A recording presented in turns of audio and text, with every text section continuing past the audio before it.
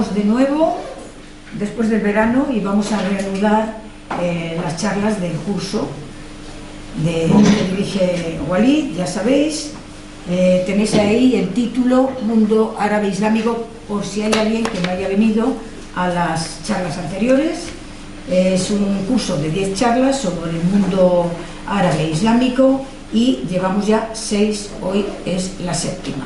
Y hoy es Introducción a la literatura árabe moderna y contemporánea, narrativa y teatro, como veis. El que da las charlas, que lo conocéis todos, pero a lo mejor hay alguien nuevo, hemos ganado a alguien nuevo entre el público, es Walid Saler, que es el profesor jubilado o emérito, aunque ahora no tiene muy buena prensa lo de ser emérito, pero bueno, de la Universidad Autónoma de Madrid, del Departamento de Estudios Árabes e Islámicos, es traductor, profesor de lengua árabe, autor de numerosos libros sobre el mundo árabe y sobre literatura en particular también y lengua árabe. Él dará la charla de hoy como todas las anteriores. Y yo creo que podemos recapitular un poco de lo que ha sido hasta ahora el curso, de lo que se propone. Recordar que hemos hablado él, claro, de la primera charla más genérica, caracterización sociopolítica del Oriente Medio, después fue islamismo político en Oriente Medio, después una charla particularmente interesante, libre pensamiento e Islam, que sobre todo para los que no conocemos mucho de ese mundo yo creo que nos sorprendió muy gratamente, ¿no? Porque nos parece que son términos que no son muy amigables entre ellos, sin embargo fue muy interesante también esta charla, libre pensamiento e Islam. Y después 2 charlas sobre Irak. No es extraño, primero por la importancia de Irak dentro del mundo árabe, en particular porque Walid es árabe e iraquí. Hubo 2 charlas sobre Irak, como digo, una, Irak, caso de estudio, y otra, los ayatolás y el retroceso de las mujeres, de los derechos de la mujer iraquí después de las últimas décadas de los acontecimientos desgraciados en Irak. Hola Miguel, buenas tardes. Y después, a partir de la 6ª charla, ya entra en un terreno ya más particular de cultura árabe y especialmente literatura. Literatura probablemente porque de la cultura árabe la literatura y en particular la poesía es, yo creo que es la expresión más característica, aunque también podría ser interesante en algún momento, Walid, hablar de las artes plásticas, por supuesto del cine, pero de momento está refiriéndose a la literatura. Según las diferentes épocas, la del día anterior fue Introducción a la literatura árabe clásica y hoy es la de la literatura moderna y contemporánea. La siguiente será Poesía árabe contemporánea y las 2 últimas van a ser 2 charlas muy relacionadas con la literatura castellana y, bueno, hispánica, porque yo creo que también se podría incluso hablar de la catalana y de la portuguesa cuando hablemos de arabismos, ¿no? Claro. Bueno, entonces, hoy va a ser así la charla. Recordad que en la anterior, que fue una introducción a la literatura árabe clásica, nos habló Walid de los antecedentes de la literatura, la poesía preislámica, fue nombrando a autores y autoras de poesía y también de narrativa de los primeros tiempos de la literatura árabe. Y después ya pasó a hablar de varios autores y autoras numerosos, y en particular algo que yo creo que está bien recordar, que es la poesía de autores andalusíes, que destacó algunos autores importantes, y entre ellos la poeta o poetisa Walada, que yo he leído alguna cosa después de lo que tú expusiste, y bueno, pues fue una etapa muy notable también de la poesía justamente en esa época. Y bueno, recordad también que habló de este poeta Mutanabí, Mutanabí Al-Mutanabbi. y Mu'tamid en Andalusí, literatura andalusí, te refieres, pero Mutanabí en Oriente. Sí. Según tú decías, Al-Mutanabbi era el más grande. El más grande de la literatura, de la poesía árabe de todos los tiempos. Cierto. Y bueno, esto un poco como para recordar y para que nos pongamos en situación de lo que vamos a oír hoy, que es a continuación de la charla anterior, Walid.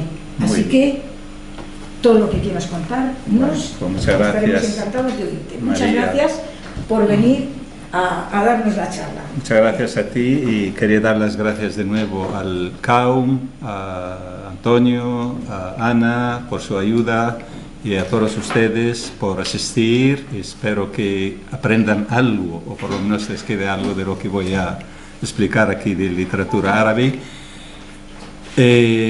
moderna y contemporánea. Me refiero en ese sentido moderno y contemporáneo porque los árabes, a pesar de todo, también tuvieron su renacimiento. El renacimiento de la cultura árabe viene después de la conquista napoleónica. Esto lo expliqué en alguna de las clases aquí, de las charlas, a finales del siglo XVIII. Es decir, al mismo tiempo que viene a España las fuerzas napoleónicas, pues también van al mundo árabe, especialmente a Egipto. En el año 1798 están ahí durante 3 años, luego los ingleses los expulsan. Y a raíz de ahí, con el contacto con la cultura occidental, francesa, el mundo árabe tuvo sus cambios, su renacimiento, porque en realidad han ido observando la cultura francesa, la ópera, el teatro, la literatura, etc. Y eso tuvo una importancia grande para el mundo árabe. Por lo tanto, el renacimiento árabe empieza en este momento, es decir, después de la conquista napoleónica, porque los otomanos a continuación vuelven, después de la conquista napoleónica, a Egipto y al resto de los países árabes, y en Egipto particularmente nombran a un albanés musulmán, se llama Muhammad Ali. Muhammad Ali era un mecenas, le importaba muchísimo la cultura, entonces empezó a enviar misiones culturales, literarias, a las capitales europeas para que vayan formándose, y de hecho muchos acabaron en París, otros en Roma, otros en otras capitales europeas. Terminaron sus estudios, empezaron a volver a los propios países y bueno, intentaron cambiar esta sociedad en muchos aspectos. Bien, dicho esto, hoy voy a hablar particularmente de 2 géneros literarios, porque como sabemos son muchos los géneros, pero como no podemos abarcarlo todo, 2 géneros literarios importantes, que son la narrativa, la novela particularmente, y el teatro. Y la próxima charla será sobre la poesía moderna y contemporánea, aunque hice una introducción sobre la poesía la charla anterior. Bien. El cuento y la novela, ¿cuáles son los antecedentes? Tengo que diferenciar cómo hay unos antecedentes que son realmente, se consideran como una literatura popular, como los comienzos de la narrativa, tanto el cuento como la novela entre comillas, porque no existía la novela tal y como la entendemos hoy en día. Pero los cuentos sí. Entonces tenemos, por ejemplo, la primera manifestación en ese sentido del cuento, de la narrativa, es el libro de Kalila wa Dimna. Kalila wa Dimna son fábulas traducidas del persa al árabe, aunque el autor original era indio. Lo había escrito su autor como el libro del Principito, es decir, para la educación de los príncipes o los reyes, y se desarrolla como fábulas, porque los personajes son animales, pero cada uno de los cuentos acaba en una moraleja, y ese es el interés que tienen estos cuentos. Como he dicho antes, fue traducido del persa, el antiguo persa, al pahlavi, al árabe, y además su traductor hizo unos cambios importantes en la traducción, hizo una introducción también importantísima, hablando de muchos aspectos, incluido el tema de las creencias de la religión, porque luego fue acusado de ser ateo, hereje, etc., y fue castigado por aquella introducción que había hecho al libro de Khalil Dimna. Es interesante también saber que este libro fue traducido al castellano antiguo en tiempos de Alfonso X el Sabio, es decir, a partir de 1200, 1205, por ahí, mandó Alfonso X el Sabio a traducirlo en la Escuela de Traductores de Toledo al castellano antiguo, y después ya se hicieron otras traducciones importantes. Existe otro tipo también de cuentos, se conocen como las maqamat. Hubo dos grandes autores, uno de ellos se llama el Hamadani, del siglo X, XI, y el otro el Hariri, unos años después. Y son unos cuentos muy interesantes desde el punto de vista de la representación, porque de hecho en tiempos modernos estos cuentos se representaron como obras de teatro, porque tienen el aspecto de la representación, de poder llevarlo al escenario bastante alto, bastante claro, ¿no? Representan la sociedad, sobre todo la sociedad de Bagdad, sus artimañas, su pobreza, sus necesidades, los mendigos, cómo vivían, cómo pedían, etc. Todo esto en realidad son aspectos sociales que se encuentran en este tipo de cuentos. Las Mil y una noches son cuentos conocidos, yo creo que de sobra, como es la obra maestra de los árabes, como se sabe. Se desarrollan en diferentes partes del mundo árabe-islámico, especialmente Irak, Bagdad, y luego una parte en Persia y una parte final en Egipto. El autor es desconocido, es anónimo, y como sabemos es la más importante obra medieval para los árabes, y diría también para los musulmanes, porque en realidad una parte importante también se desarrolla en Persia.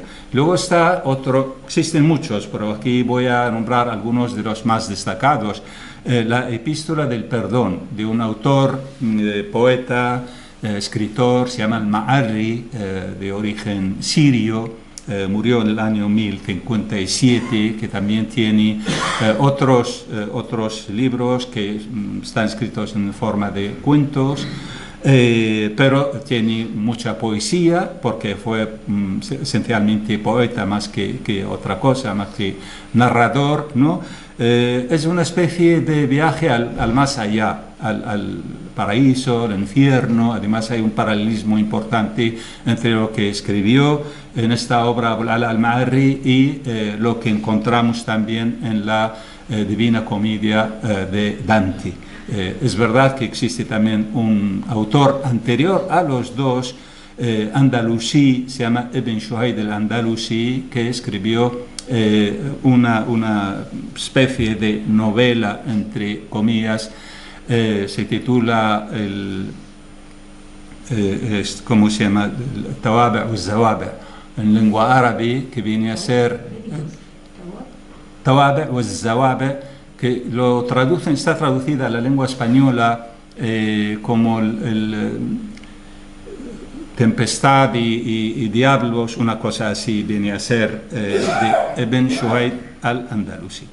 Bien, hablando de forma concreta de la novela es un género literario moderno, es decir, existían cuentos largos, cortos, etcétera, pero la novela, tal y como la entendemos hoy en día, no existía exactamente en la literatura clásica árabe hasta tiempos más modernos. Pero también tenemos antecedentes en Hayy ibn Yaqzan, que es el filósofo autodidacta, un andalusí del siglo XI-XII.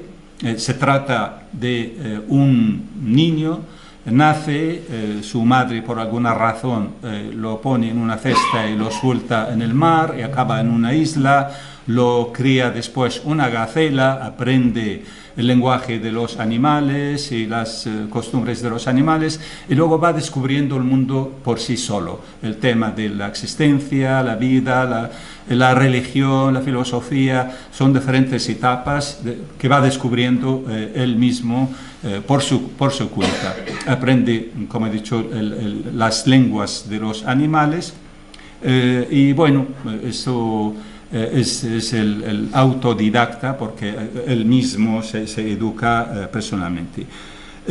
Más o menos está lo que tenemos, o por ejemplo la epopeya de Antara también es anónimo, es una especie de novela entre comillas. Pocas son, como vemos, los antecedentes de la novela árabe. ¿Qué ocurre después, en tiempos más recientes, más modernos? Pues empiezan los árabes a conocer la literatura occidental y se dedican a traducir muchas novelas de diferentes culturas, diferentes lenguas. La vida de Robinson Crusoe, por ejemplo, es traducida por Boutros el Bustani en 1861, pero tenemos otras traducciones también, ¿no? La aventura de Telémaco es traducida también más tarde, en 1867, y empiezan después a escribir una especie de novelas propias. Ocurrió con el caso de Rifat Tahtawi. Los nombres no importan, porque realmente lo que me interesa es que ustedes se queden un poco con los conceptos, con los diferentes bloques de información, porque claro, los nombres son difíciles y extraños, raros para entendernos. Entonces, no importa que no se queden con los nombres, pero seguro que luego cuando hable de tiempos actuales, algún nombre les sonará, seguro. Rifat Tahtawi es un personaje curioso, como he dicho antes, cuando Muhammad Ali envía misiones científicas a Occidente, resulta que Rifat Tahtawi fue en el año 1826, por ahí, acompañó a un grupo de estudiantes que fueron a París para estudiar. Él fue el imam, es decir, iba como la figura religiosa para orientar, para dirigir la oración, etc. Y resultó el más científico de todos ellos. Es decir, fue traductor, autor, y a su vuelta a Egipto fundó varias facultades, entre ellas la Facultad de Lenguas en el Cairo, que todavía sigue estando en el Cairo, y bueno, pues escribió una novela, está traducida a lengua española, se titula El oro de París. El título es largo en árabe realmente, pero se ha traducido como El oro de París.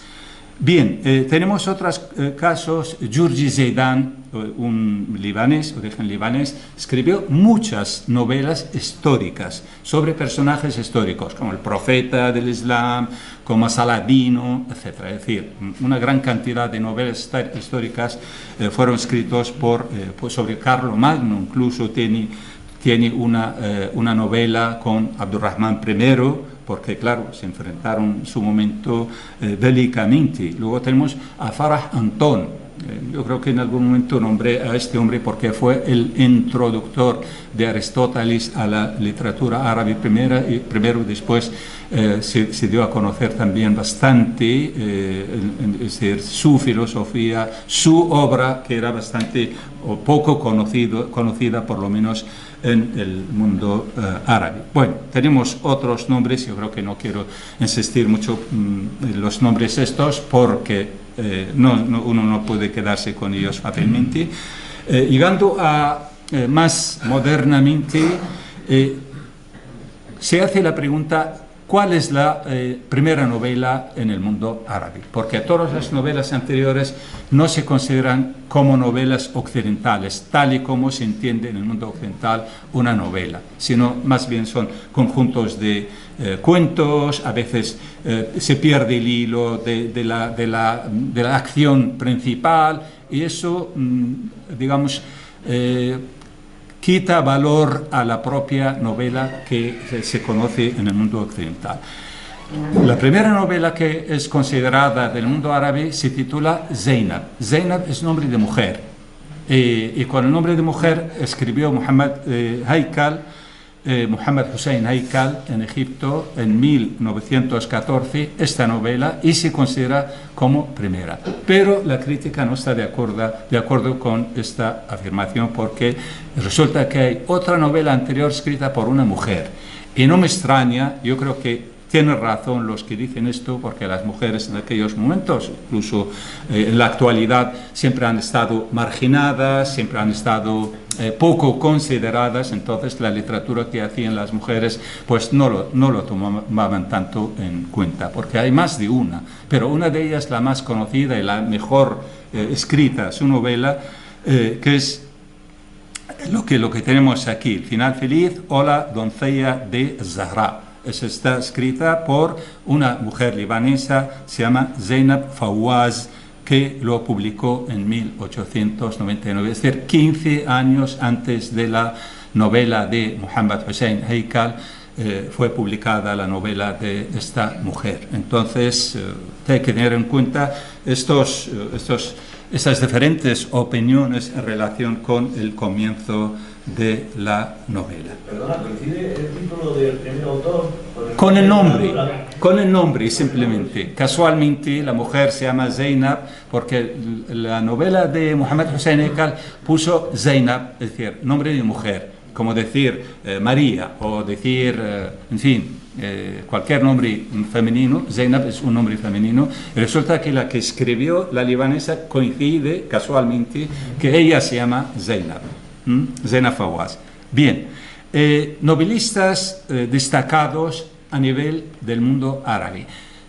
Particularmente aquí tenemos egipcios, porque realmente si tenemos que reconocer que los más importantes, especialmente al comienzo, los más importantes narradores novelistas fueron y siguen siendo bastante importantes en la actualidad, porque después salieron en todos los países árabes novelistas, grandes novelistas, pero Egipto se iba, la mayor parte de esta fama de novelistas. Entonces tenemos, por ejemplo, Taha Hussein. Seguro que alguno se acordará de la figura de Taha Hussein, un hombre ciego que llegó a ser ministro de Cultura en Egipto. Fue rector, después ministro de Cultura, porque lo he nombrado aquí en más de una ocasión.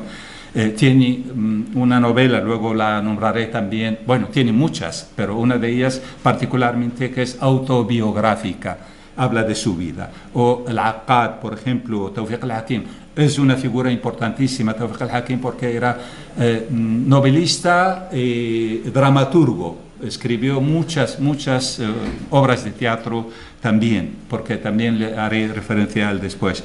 Tenemos Yahya Haqqi, tenemos Naguib Mahfoud, como decía antes, seguro que algún nombre sonará. El que ganó el único premio Nobel de Literatura en el año 1988. Tiene una gran cantidad de obras, como por ejemplo la trilogía, el Callejón de los Milagros, etc. Bueno, la mayor parte de su obra está traducida a la lengua española y a otras muchas lenguas del mundo. Sharqawi, una novela interesantísima, está hecha película también, La Tierra. O Yusuf Idris, novelista y dramaturgo también, ¿no? La temática de la novela.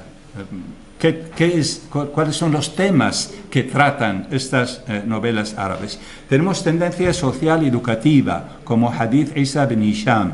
Es una de las primeras también publicadas en 1907, o tendencia histórica, educativa y de entrenamiento, novelas de Georgie Zeidan. Admiración del pensamiento occidental, la relación con el mundo occidental siempre ha sido muy conflictiva. Hay un sector social que admira la cultura occidental, alaba la forma de vida, los costumbres, etc. Y hay otro sector, especialmente aquello que está más apegada a la tradición, la religión, pues tiene una postura negativa hacia esta literatura, o esta cultura, perdón. La novela autobiográfica, lo que decía antes, la más conocida, Los días, de Taha Hussein, el autor egipcio que fue ministro de Cultura. Es muy interesante, está traducida a la lengua española también, porque habla de su niñez. Desde pequeño, lamentablemente, él se puso malo en los ojos y, bueno, pues un curandero al final le puso una medicina que no lo era y perdió la vida, la vista para siempre, pero esto le influyó muchísimo sobre todo el tipo de vida que llevó después, hasta que llegó a ser profesor en la universidad, rector y ministro de Cultura. Se casó al final con una mujer francesa porque acabó en Francia haciendo su tesis doctoral, y la mujer le cambió muchísimo la vida. Es decir, al principio era bastante pesimista, etcétera, pero realmente cuando se casa con Susan, mujer egipcia, la vida le da una vuelta de 180 grados prácticamente. Bien, tenemos novelas carcelarias, ¿cómo no? En el mundo árabe hay un gran número de novelas que tratan el tema de la cárcel.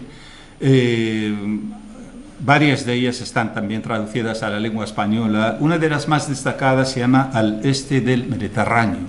Al este del Mediterráneo. El autor, Abdurrahman Munif, falleció hace unos años, pero antes de fallecerse, vino aquí a España, estuvo en la Escuela de Traductores de Toledo, porque cuando representaron su obra esta precisamente, estuvo con el traductor y bueno, habló de su obra, etcétera, la presentó. Y luego tenemos Sharaf, honor de Saadallah Ibrahim, también un hombre de izquierdas, fue encarcelado durante mucho tiempo, en tiempos de Mubarak, el expresidente egipcio.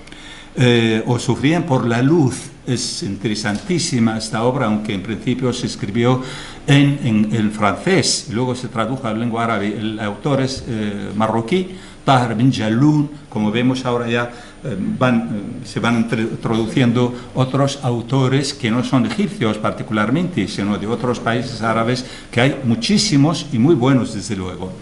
Sufrían por la luz trata el tema de la cárcel que había fundado Hassan II, el rey de Marruecos, en el desierto, y donde había encerrado a un gran grupo de oficiales del ejército que habían hecho un complot contra él en los años 70 en Sjirat, en Rabat. Entonces todos aquellos los metió en una cárcel horrenda, terrible, bajo tierra, y no veían la luz. Por eso sufrían por la luz, porque se han ido muriendo uno tras otro y apenas unos pocos al final se salvaron. Y los que se salvaron, cuando los sacaron, pues no podían mirar la luz. Entonces los han ido sacando poco a poco.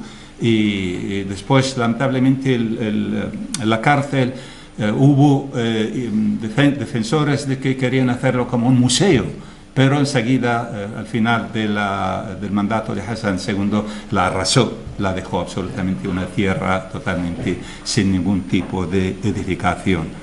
Por ejemplo, el tema de la droga y homosexualidad, un tema en cierta medida que es tabú, pero en la novela, en la literatura aparece. Tenemos una novela que se llama El edificio Yacubián, que también se hizo una película interesantísima. Se trata de un edificio en el Cairo. Ese edificio, pues el autor toma las diferentes generaciones que se han pasado por este edificio. Entonces, él en esta novela alcanza hablar de la historia del Cairo a través de este edificio, y ahí aparecen muchos temas de gran interés, como es el caso de la droga, el uso de la droga que está extendida, sin duda, en Egipto, en la sociedad egipcia, como en otras sociedades árabes y musulmanas, aunque no lo reconocen, no se ve, pero no significa que no exista. Entonces en Egipto también, como en otros países, pues hay gente que consume drogas, diferentes tipos de drogas, y el tema de la homosexualidad, que todavía es más tabú en estas sociedades, entonces lo trata con claridad este autor.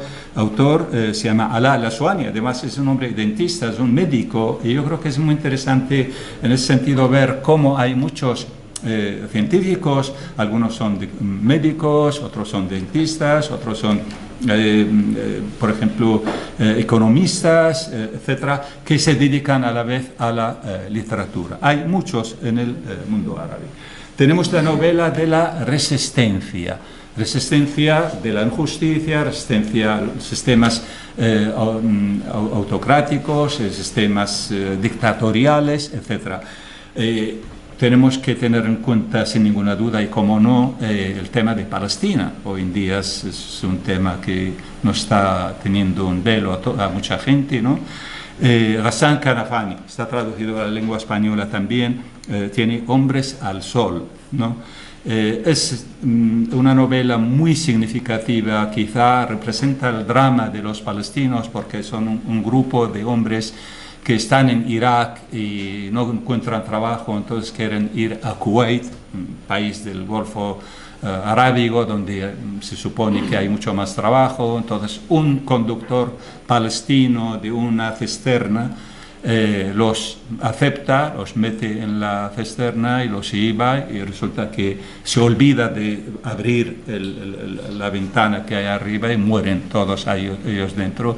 Y luego él se le ocurre, como es un delito que ha cometido, pues los lleva a un basurero y los arroja ahí. Entonces es muy dura, muy dolorosa realmente esta novela, ¿no?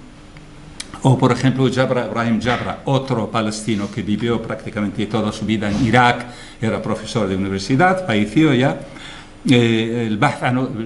La búsqueda de Walid Nassoud, otro tema palestino también parecido al que acaba de explicar. O Ibrahim Nasrullah, acaba de publicarse ahora esta novela, El tiempo de los caballos blancos. Se ha publicado recientemente, hace un par de semanas, por la Universidad de Castilla-La Mancha. Además, el autor estuvo aquí en el mes de junio, por ahí, mayo, junio, en Casa Árabe, dio una conferencia porque venía aquí también para presentar su novela. Y la novela tiene gran interés porque hace una especie de repaso de toda la historia de Palestina y cómo se ha ido ocupando por parte de los grupos sionistas judíos venidos de todo el mundo, el papel de Inglaterra, el papel del Imperio Otomano. Es decir, realmente es una historia, aunque novelada, pero es una historia bastante interesante que habla de esto. Luego tenemos Ahlam Mustaghan, mujer, novelista argelina, habla de la lucha de los argelinos contra el colonialista francés, y se llama Dhakirat al-Jasad. No he puesto la traducción aquí, es como la memoria del cuerpo, la memoria del cuerpo de esta mujer. Bien, después tenemos la relación entre Oriente y Occidente. He dicho hace un rato que realmente existen dos grupos, dos sectores en las sociedades árabes y musulmanas. Hay quien admira esta cultura, la defiende, la entiende, intenta imitarla, y luego está el otro sector más conservador que la rechaza. Pero la mayor parte de los novelistas suelen estar con el primer grupo. Tenemos Tawfiq al-Hakim, apareció su nombre antes también, que es narrador y a la vez escribe teatro, es autor de teatro. Tiene un libro que se llama Usfur min al-Sharq, es un pájaro de Oriente. Él fue a estudiar a París, y luego conoció a una joven taquera, trabajaba en el cine, ¿no? En la entrada, como se dice, en la taquilla del cine, vendía tickets y se enamoró de ella. Entonces habla de esta relación entre Oriente y Occidente a través de los dos personajes. Casi lo mismo pasa también con Tayyib Saleh, sudanés, en su novela Época de Inmigración al Norte, porque también se enamora de una inglesa. Esta vez se desarrolla en Inglaterra la novela, y más o menos también sigue un poco las mismas pautas. Después tenemos novelistas árabes en lengua francesa, o lenguas extranjeras, pero particularmente en lengua francesa, porque como sabemos Francia cuando ocupó, colonizó el norte de África fundamentalmente, y también el Líbano, no nos olvidemos del Líbano, también fue una colonización, el Líbano y Siria, una colonización francesa. Pues muchos autores alcanzaron a conocer la lengua francesa, de modo que casi son bilingües, escribieron en lengua francesa más que en lengua árabe. Entre ellos, el primero de ellos, Katib Yassin, que es argelino, vivió del 1929 a 1989, autor de Najma, Estrella y otros muchos. Es interesante una frase que pronunció Katib Yassin. Dijo que la lengua francesa para los argelinos era un botín de guerra. La lengua francesa para los argelinos era un botín de guerra. Es decir, él lo considera como un elemento importante, interesante. No tienen esta postura de rechazo, sino todo lo contrario, porque es una lengua internacional. Entonces él puede hablar a los franceses en su lengua, puede dirigirse a los franceses en su lengua. Entonces eso es lo que realmente deberían hacer también los demás en ese sentido. O Rashid Boujedra, otro argelino. O, por ejemplo, Asia Jabbar, mujer argelina, fue miembro de la Academia de Lengua Francesa, una personalidad interesantísima, fallecida ya. O, por ejemplo, Tahir Ben Jelloun, marroquí, Sufrían por la luz, antes que he nombrado, es su novela, ¿no?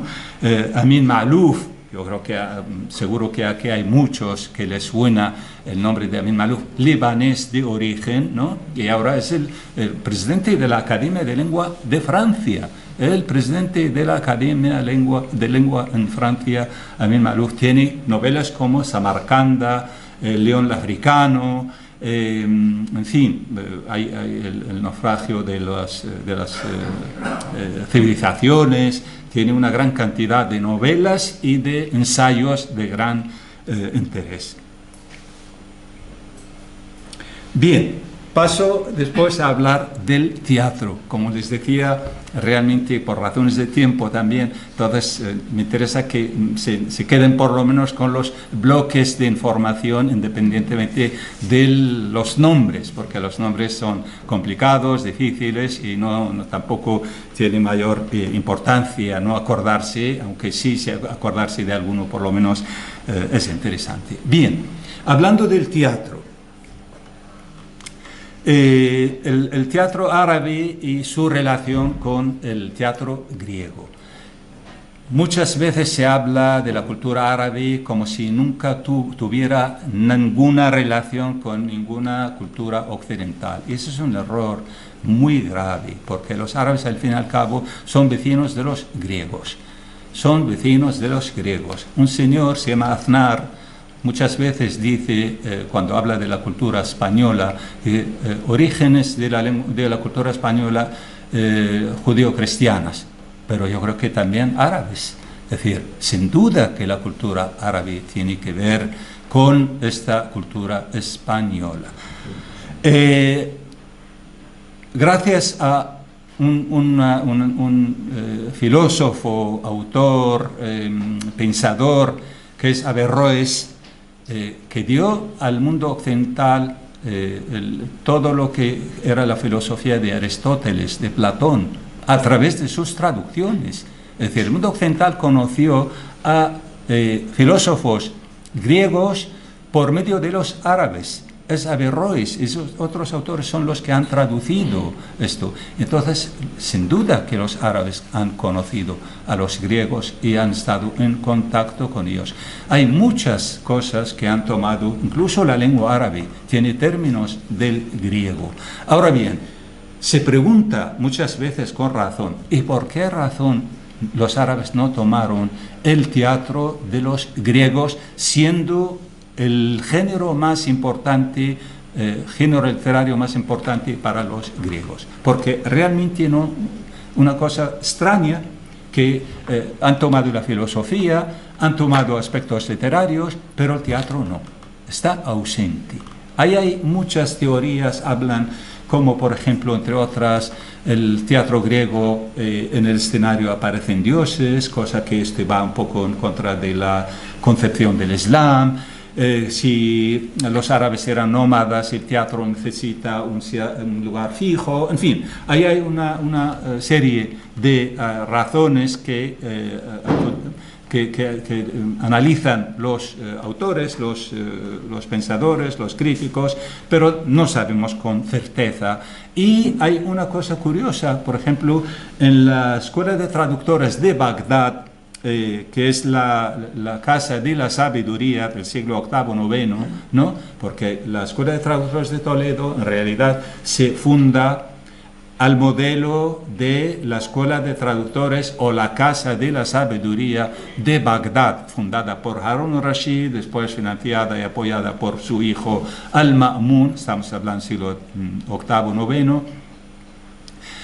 Hacen muchísimas traducciones. Entonces, cuando hablan del teatro, curiosamente, utilizan términos poéticos. Es decir, para la tragedia utilizan un término poético, para la comedia otro, es decir, el panegírico y la sátira. Utilizan, en vez de buscar términos más adecuados para estos términos. Esto incluso confundió a los posteriores. Averroes mismo repite las mismas formas para hablar del teatro. Es decir, no utiliza tragedia, comedia, sino panegírico y sátira, que son géneros típicos propios de la literatura y de la poesía, no del teatro. Entonces tenemos esta ausencia. Incluso hay libros como el libro de Ibn Abdirabbi, Al-Aqd al-Farid, o Mu'jam al-Buldan, por ejemplo, la enciclopedia de las ciudades y los países, habla de diferentes edificios teatrales de los griegos, de los romanos, y los llaman lugar de juego. Es decir, en árabe dice mal'ab, porque o no entendían bien o que simplemente pensaban que ahí también se jugaba dentro de este lugar de teatro. El teatro de Sagunto aparece en uno de los libros árabes clásicos y también le llaman como lugar de juego y no de teatro típicamente como conocemos en día de hoy. Entonces existe esta circunstancia relacionada con el teatro, pero en realidad tenemos fenómenos parateatrales o fenómenos de teatro popular. No quiere decir que no existió nunca el género del teatro en la literatura árabe clásica. Lo único que no existió es edificio donde se hacen las representaciones y obras escritas con personajes, con director, con etcétera, etcétera. Pero en la literatura popular sí encontramos todo tipo de textos que son muy útiles para la representación. Y de hecho se hacían representaciones. Es decir, se habla muchísimo de personajes como el Hakawati. El Hakawati es el narrador. Yo lo he visto de pequeño. Este personaje siguió prácticamente hasta nuestros tiempos. Iba con un libro gordo a los cafés, especialmente en el mes de Ramadán, y entonces él narraba historias de la cultura árabe, de la historia de los árabes y musulmanes, y actuaba a la vez. Es decir, leía, luego cerraba el libro, lo dejaba y empezaba a actuar. Yo lo he visto cuando de pequeño, lo he visto en cafés en Irak, y después este fenómeno lo han tomado los nuevos directores de teatro y han hecho obras de teatro siguiendo esta norma. Donde el escenario es un café, donde el personaje fundamental es un narrador, pero claro, luego el resto, especialmente los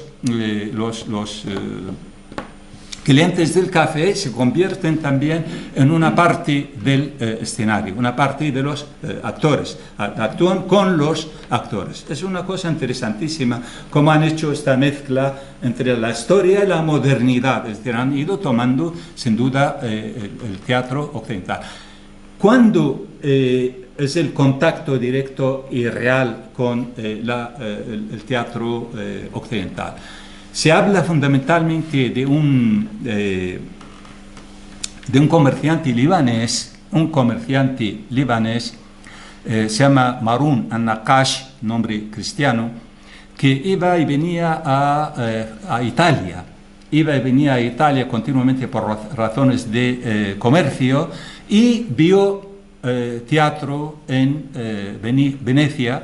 Le gustó muchísimo. No conocía, porque en Líbano tampoco existía, el teatro occidental, tal y como entendemos. Es un teatro, un lugar estable, concreto, donde es el tal, y donde hay público, donde hay actores, etcétera. Los públicos compran entradas y van. Esto no existía, porque se hacía el café, se hacía en la calle, el teatro popular, eso es lo que había. Entonces, en el año 1845,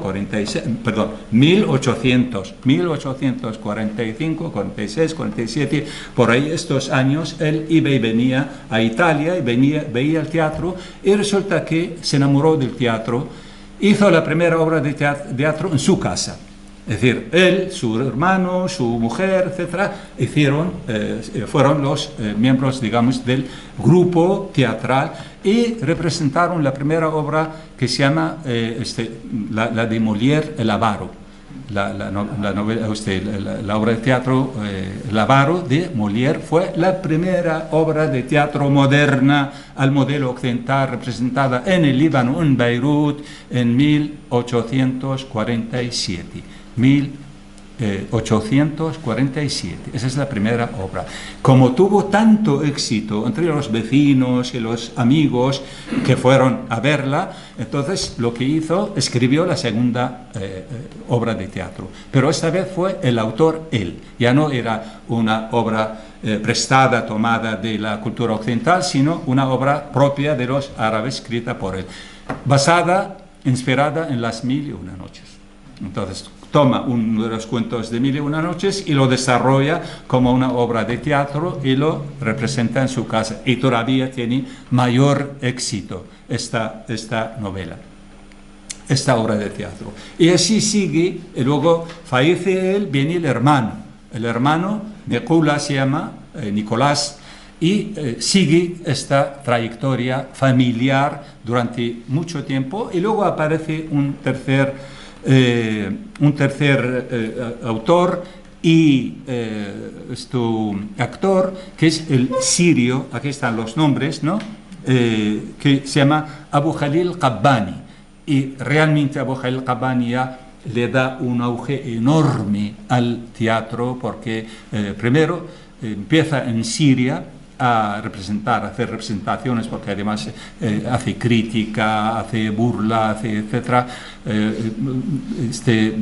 hace el papel de las mujeres. No podía, incluso en España en aquellos tiempos los hombres tenían que hacer el papel de las mujeres, pues es lo mismo. Entonces la sociedad en aquel momento consideraba esto algo como fuera de lugar, va contra de las tradiciones, etcétera, etcétera. Entonces le atacan, le pegan, queman su teatro y se escapa y acaba en Egipto. Egipto en aquel tiempo tenía más libertades que otros países árabes y desarrolla su obra en Egipto, y a partir de ahí empiezan a aparecer muchos autores, dramaturgos, empiezan a edificar teatros en el Cairo, que todavía hay algunos, existe hasta el día de hoy, y se extiende el teatro al resto de los países árabes porque van los grupos egipcios a los diferentes países árabes a representar, hacer representaciones, y después los propios países árabes, cada uno forma su propio grupo y así se va extendiendo, edificando estos teatros y teniendo cada vez mayor número de grupos teatrales, tanto en Oriente como el norte de África, y así fue el comienzo del teatro en los países árabes. Entonces aquí tenemos una serie de obras que ha representado Abu Khalil al-Qabbani en los diferentes países. La temática del teatro árabe, bueno, quiero decir una cosa antes, que incluso en Egipto, en Tánger, no sé si alguno de ustedes ha llegado hasta ahí, existe el único teatro antiguo, que es el Teatro Cervantes, hecho por España, por los españoles, en 1913. Ahora lo están arreglando porque estaba en ruinas. Afortunadamente ahora con dinero español lo están restaurando. Y eso es algo que me ha gustado mucho la última vez que estuve hace unos meses, cuando he visto que están ahí en obras y están trabajando. Entonces, en la temática del teatro árabe tenemos diferentes temas, como ocurre aquí, y alguna cosa específica de la cultura árabe, temas sociales, como no, pues con todo lo que tiene que ver con la sociedad, de convivencia, de parejas, de matrimonio, de divorcio, en fin, todos esos temas que se conocen. Temas políticos. El teatro árabe también ha tenido muchas obras que tratan el tema de la política con mucho miedo, con muchas dificultades. Por esta razón quizá han utilizado el tema histórico, es decir, en vez de hablar, por ejemplo, de un revolucionario actual o de un luchador contra el gobierno, pues utilizan una figura histórica y como si estuvieran hablando solamente de la historia. Entonces, figuras históricas como, por ejemplo, el Hussein, o como Saladino, como Abdurrahman I, son temas de muchísimas obras de teatro, muchas, tanto en el norte de África como en Oriente Medio, que tratan estos asuntos modernos, ¿no?, a través de la historia. Entonces se inspiran en la historia, sacan algún tema de la historia, pero realmente están hablando de la actualidad, porque la censura ha sido y sigue siendo en la mayoría de los países árabes muy potente, mucho más que aquí en tiempos de Franco, ¿no?, porque ahí persiguen, cierran, encarcelan, etcétera, y eso es lo que han sufrido, lo que siguen sufriendo los dramaturgos. Lo mismo los novelistas y cualquier otro escritor o literato, tanto poetas, etcétera, pues tenemos casos muchísimos en diferentes países. Raramente, bueno, lamentablemente el único país que tenía cierta libertad fue el Líbano durante mucho tiempo, y estamos viendo en qué condiciones está en la actualidad. Entonces el acervo cultural fue una parte esencial durante mucho tiempo, sigue siendo a la actualidad, porque muchos dramaturgos se inspiran en esto, ¿no? Y bueno, voy a terminar hablando de una experiencia particular que tuvimos aquí en España, que es una obra de teatro que la hemos representado en los años 90, comienzos de los años 90, es decir, hace más de 30 años casi. Fue el caso, bueno, es una cosa muy particular mía que tengo que ver con ella, pero yo creo que puede tener algún interés. Me contactó un productor en Valencia, cuando estuve trabajando en Valencia en aquel momento, quería representar una obra de teatro árabe. Entonces yo casualmente había traducido una obra, que es esta, antes de que se pusiera en contacto conmigo, de un autor sirio muy bueno, muy interesante, ya fallecido, se llama Saad al-Wannous, y tiene esta obra de teatro, se titula La cabeza de Jaber, y realmente el título entero es La cabeza del esclavo Jaber. Es curiosa, también basada en un hecho histórico de las Mil y una noches, es decir, él se inspira en las Mil y una noches y saca esta historia. Resulta que hay un conflicto muy grande, muy importante entre un ministro y el rey. Entonces cada uno intenta ganar al otro y cada uno quiere conseguir el apoyo de algún ejército extranjero. Entonces, al final, el ministro es mucho más listo, acaba de ganarle al rey esta partida, pero existe un esclavo en medio que es un oportunista que juega un papel muy bonito, muy interesante, bonito y desgraciado también a la vez, en este sentido, porque se ofrece al ministro para sacar una carta para llevarla al jefe del ejército extranjero para conseguir su apoyo, su ayuda. En cambio, el rey tiene todas las puertas cerradas del palacio y no hay manera de sacar ningún tipo de escrito, ningún tipo de carta. El esclavo se le ocurre decirle al ministro que yo te lo saco, te saco una carta, entonces le dice que le rape la cabeza, escriba la carta encima de la cabeza, ¿no? Y cuando sale el pelo, entonces él puede salir y claro, nadie encuentra ninguna carta, pero resulta que el ministro después acaba su carta diciendo: cuando leas esta carta al jefe del rey extranjero, que mates a este esclavo, ¿no? En cambio, él le había prometido casarse con su amada, mucho dinero, etcétera, etcétera. Entonces, en fin, todo esto son acontecimientos que están dentro de esta obra de teatro que yo creo que es interesante. Se representó en Valencia varias veces, en Alicante, en otros lugares también, y la verdad es que tuvo mucho éxito en la prensa, en fin, no sé si conocen a José Monleón, un crítico, falleció hace unos años, tenía la revista Primer Acto, la mejor revista española relacionada con el teatro. Bueno, la verdad es que fue amigo mío, lo conocí bastante, colaboré mucho, publiqué muchas cosas también en el Primer Acto en su momento, porque él estuvo ahí. Vino un director de teatro conocido de aquí, pero en su momento fue director del Teatro Nacional Palestino, Jawad al-Asadi, a dirigir un grupo de Alcoy, se llama La Casola, la Cazuela, la Casola, la Cazuela, ¿no? Que hicieron ellos la obra de teatro en Valencia. Como les digo, que salió mucha información en la prensa, hubo un interés importante en aquel momento en Alicante, en Valencia, en otros lugares también de la comunidad valenciana. Bueno, pues termino con esto y a su disposición.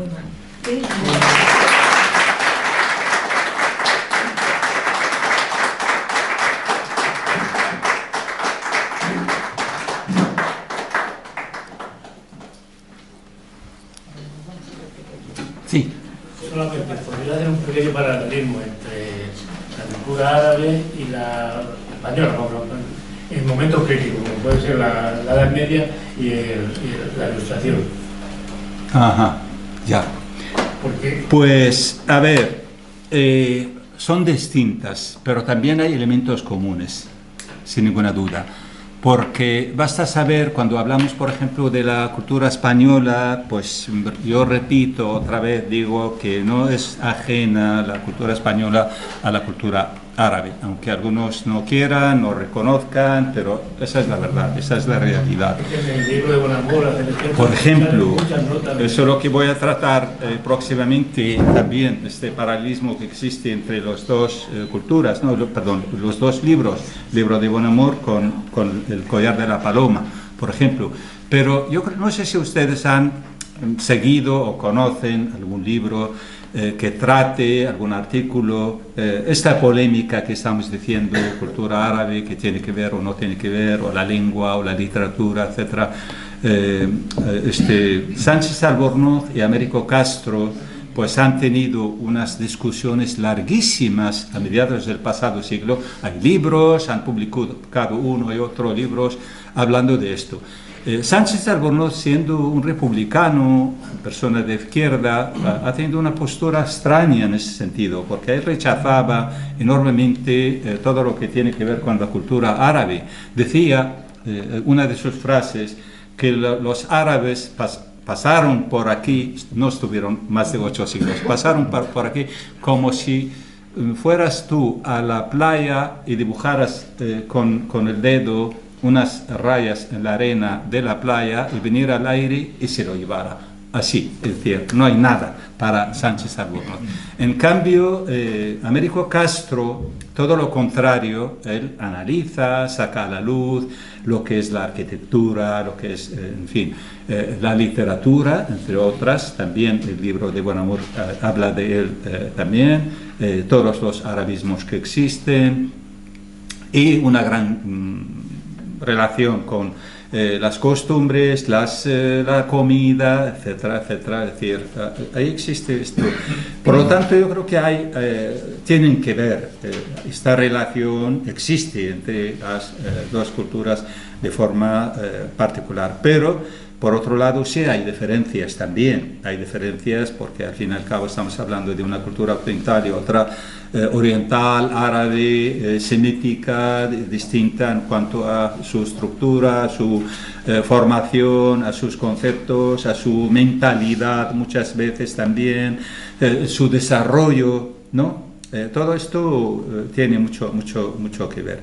Pero al fin y al cabo, cada uno ha tenido una tradición y unas raíces propias, pero afortunadamente, para mí en el sentido positivo, después se encuentran de una forma muy directa, porque hubo circunstancias políticas, sobre todo el tema de las cruzadas, es decir, hay momentos difíciles, complicados, enfrentamiento, etcétera, y después hay una separación, una ausencia, y de hecho existió una ausencia de largos siglos. El contacto, cultura occidental, cultura oriental, árabo-islámica, prácticamente después de las cruzadas hasta la llegada de Napoleón, no hubo un contacto directo hasta el finales del siglo XVIII y comienzos del siglo XIX. Entonces, desde el Imperio Otomano, todo eso. Claro, ahí está. Iba a decir esto, que el Imperio Otomano ha hecho mucho daño, sinceramente, a la cultura árabo-islámica. Hay quien va a decir que no. Es decir, eso es otra de las ideas poco coincidentes, porque, claro, depende de dónde partes tú.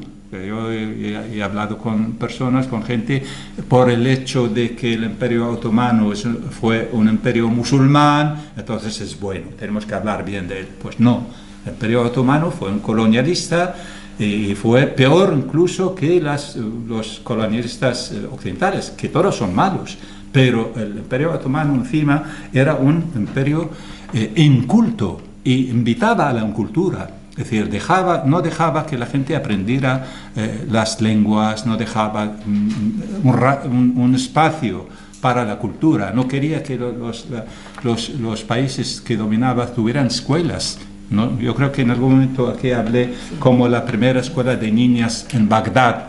Querían los iraquíes, los padres de las niñas, que tuvieran sus hijas una escuela. El Imperio Otomano no lo quería, no dejaban que hubiera escuelas para niñas, ¿no? Hay muchos poetas que critican, muchos poetas del siglo XIX, comienzos del siglo XX, finales del siglo XIX, comienzos del XX, critican al Imperio Otomano, ¿no? Incluso prefieren, en cierta medida, al Imperio Inglés, es decir, porque era tan malo, tan duro, tan aprovechado, etc. Y todo esto hizo mucho daño también a la cultura árabo-islámica. En fin, hay elementos comunes, pero luego hay muchos elementos divergentes también. Sí. Sí, no, quería comentarte un antecedente literario también de hace 1000 años. Seguro que lo conoces, el collar de la paloma de Ibn Hassan. Lo digo porque tengo unos vínculos con Xàtiva, Valencia. Sí, sí. Y el año pasado se celebró ahí dentro del mundillo cultural y también con bastante apoyo, digamos, institucional por el ayuntamiento y tal, los 1000 años de esta obra en prosa, El collar de la paloma, que se escribió en Xàtiva. Sí, entonces, sí. Igual sí que tienes antecedentes de ellos, pero que efectivamente Sí. y se hicieron bastantes actos a la Casa de la Cultura. La próxima sesión lo va a dedicar a eso. Ah, sí. Pues estuve... No sé si lo he pronunciado bien. Sí, claro que estuve en Xàtiva y conozco bien esta situación, sí, claro que sí.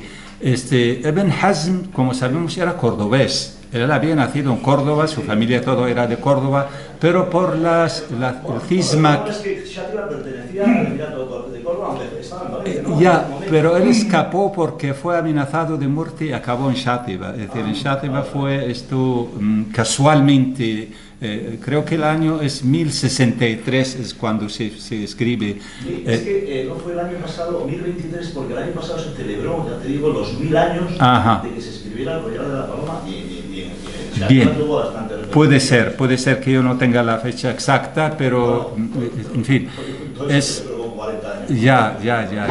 Es curioso, es interesante sin ninguna duda y sí, que sé que ahí se hacen muchas, porque incluso un amigo mío que fue profesor, sigue siendo profesor, yo creo que se jubiló todavía, sigue de la Escuela Oficial de Idiomas de Valencia y tradujo parte, sobre todo la parte poética, porque el libro tiene parte prosa y parte poesía, ¿no? Entonces él tradujo una parte de la poesía y lo representó ahí y bueno, yo estuve con él, yo presenté el libro en Xàtiva en algún momento. Incluso también están traducidos al valenciano, no solamente al castellano, sino al valenciano. Sí, también. Bueno, hay un poeta valenciano, ahora no me acuerdo de su nombre.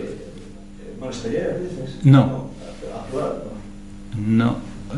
Era maestro, tradujo muchas cosas de la literatura andalusí al valenciano. Él escribía poesía en valenciano, ahora no me acuerdo de su nombre, pero sí existen. Sé que hay mucha... Actual.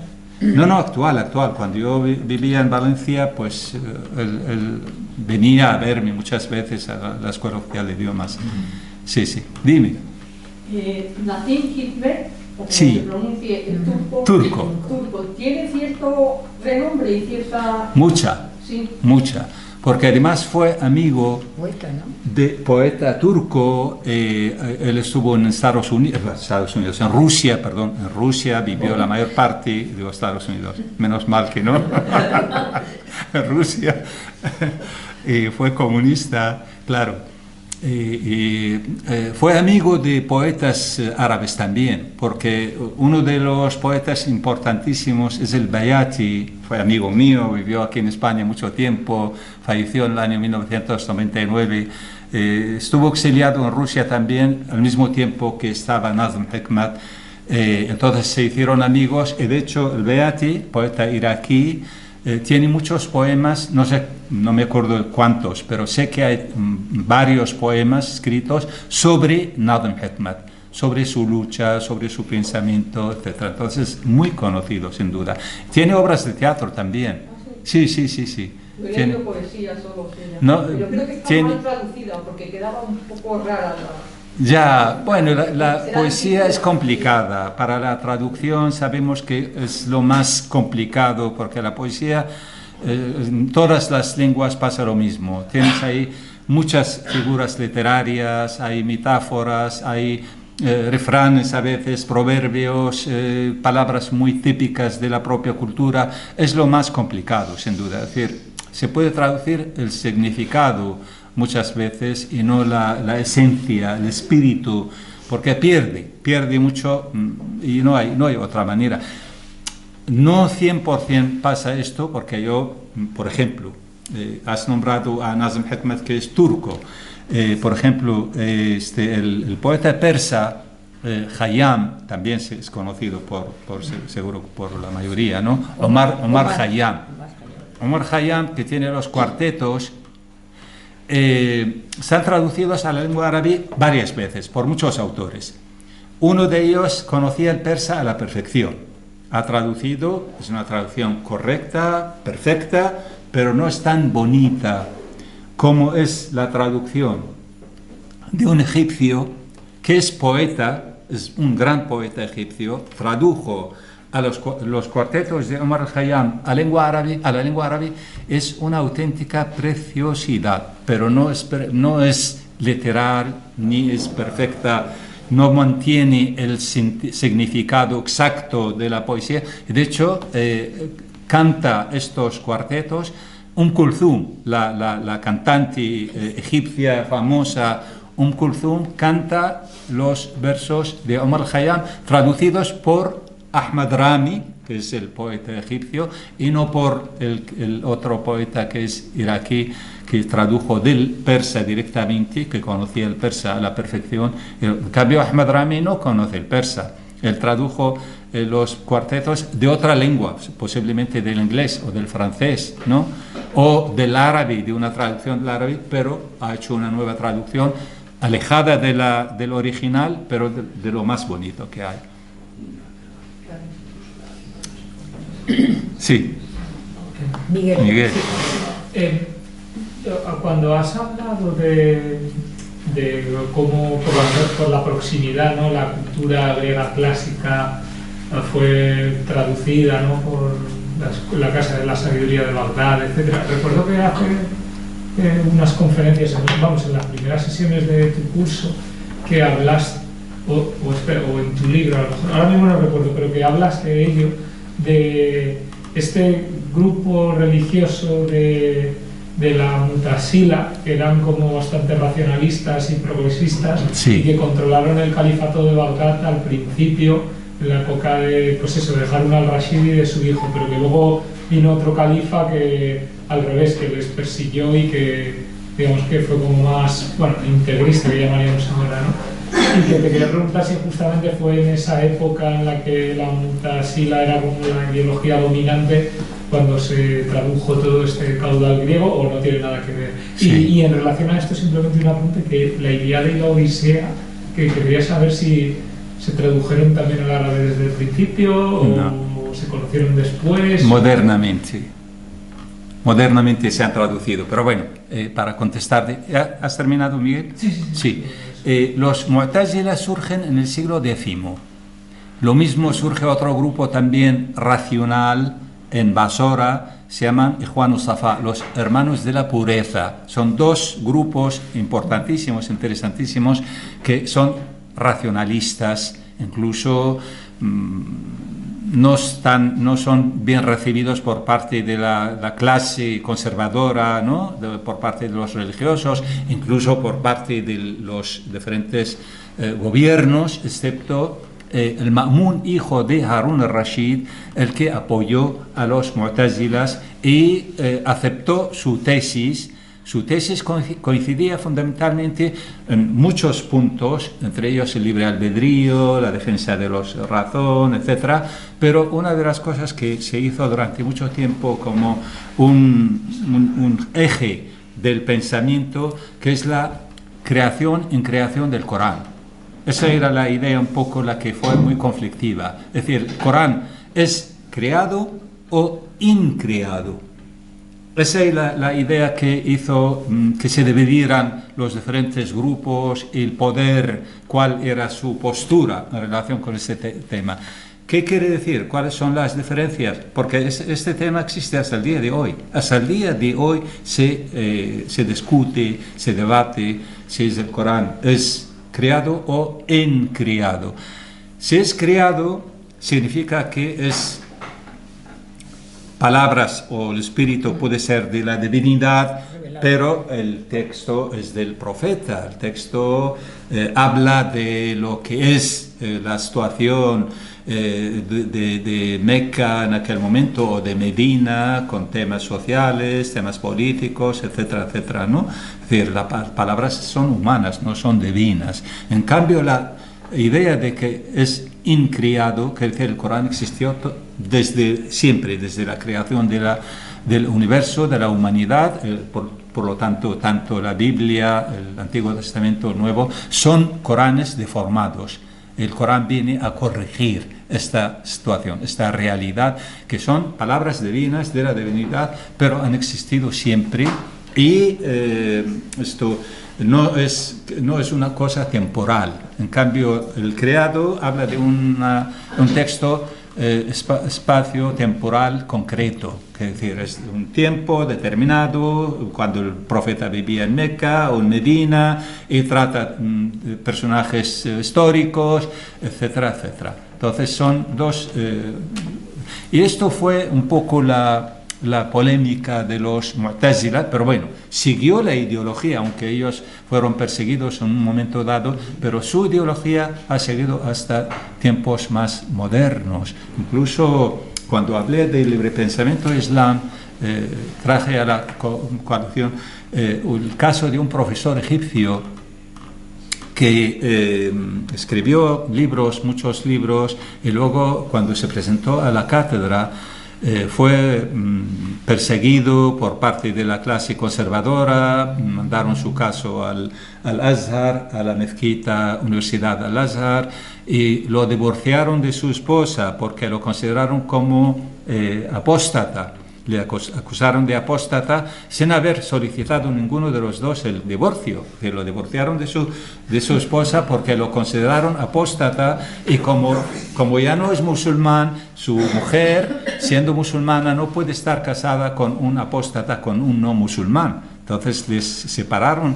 Una cosa muy, muy sonada fue en mediados de los años 90, hace más casi 30 años, y el profesor se llama Nasser Hamed Abu Zaid, pues precisamente él es mu'tazili, fue seguidor de los Mu'tazila, es decir, en sus libros habla del Corán como algo, tiene un espacio determinado, un tiempo determinado, y en el fondo tú entiendes que él defiende la idea de que el autor es el profeta, aunque no niega de que haya algo divino en él, pero en realidad te está diciendo que ese es un libro humano, que habla de un libro histórico, en otras palabras, un libro histórico. Y además dice, ¿cómo no va a ser histórico cuando su revelación, según los propios musulmanes, duró 23 años? Claro, ¿por qué duró 23 años? Porque está hablando de cosas reales, están pasando de la historia, entonces es un libro histórico.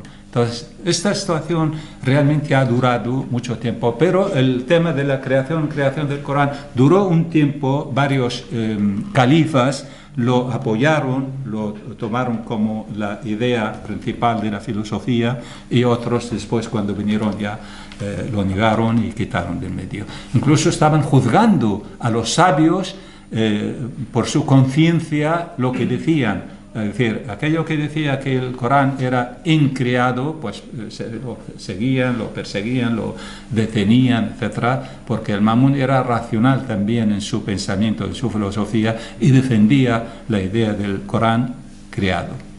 No sé si te he contestado. Sí, no, más bien era, o sea, genial, porque no conocía mucho y me lo has ampliado, pero también quería saber si tuvo que ver eso con que la filosofía griega fuera más apreciada en esos momentos y se tradujera, o no, no tiene nada. Empezaron antes, realmente hubo interés por la filosofía, porque en el mundo árabe habían surgido también filósofos interesantes como el Kindi, el más antiguo de los filósofos. Después aparece el Farabi, después aparecen otros filósofos aquí en el Andalus también, como Benpache, por ejemplo. Ibn Tufail, el que nombré antes, el autor del filósofo autodidacta. Es decir, realmente la filosofía sí tuvo un auge antes de los Mu'tazila. Los Mu'tazila continúan, digamos, una tradición, pero lo que han hecho es darle un poco la vuelta a la propia filosofía, al propio pensamiento, y por esta razón lo llaman la escuela racional, la escuela racional del Islam, aunque ellos, digamos, cuestionaban muchas cosas del Islam, porque se preguntaban, cuando en el Corán aparece Dios lo ve todo, entonces ¿Dios qué es? ¿Es un ser humano? Tiene ojos, tiene oído, cosas que los tradicionalistas no aceptan este tipo de preguntas. Entonces ellos no, se metían, hacían preguntas y analizaban a fondo todo lo que tiene que ver con asuntos reales, materiales, ¿no? Ese tipo de asuntos. Luego las traducciones de las obras clásicas griegas son modernas, se han hecho recientemente, sobre todo en el Líbano, es decir, siglo XIX, XX, se han hecho las traducciones, sobre todo por autores libaneses, traductores libaneses. Sí. Quería preguntarte por lo que has dicho, tengo aquí Al-Hakawati, ¿no? Sí. El teatro de calle informal de los cafés y tal.